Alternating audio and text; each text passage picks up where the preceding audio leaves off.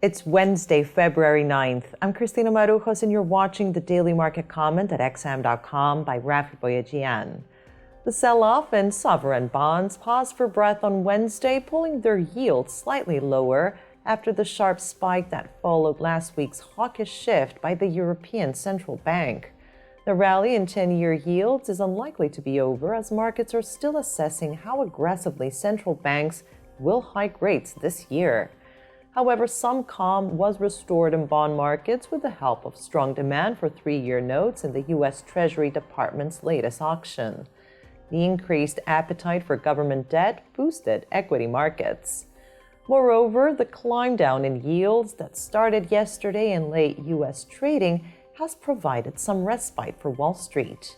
The S&P 500 ended the session 0.8% higher, while the Nasdaq Composite rose 1.3%.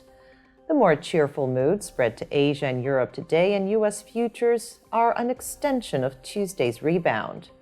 However, there's a big question mark as to whether risk assets can stage a meaningful recovery, as investors are waiting for tomorrow's CPI report out of the United States to gauge how soon inflation will peak.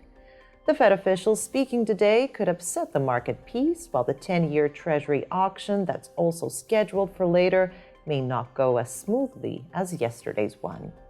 In the currency markets, the major pairs were steady, as traders have mostly taken to the sidelines ahead of Thursday's all-important inflation figures. The US dollar eased off from yesterday's highs, and the safe haven Japanese yen extended its retreat. The euro managed to firm slightly following the knockback from ECB President Lagarde on Monday. Still, the single currency appears to be establishing a foothold above $1.14, which suggests the latest tumble may only be a temporary setback. The Australian dollar has been rallying hard this week, boosted by higher metal prices and a surge in Australian government bond yields. The Canadian dollar, meanwhile, is recouping some of yesterday's losses when it came under pressure from the slump in oil prices.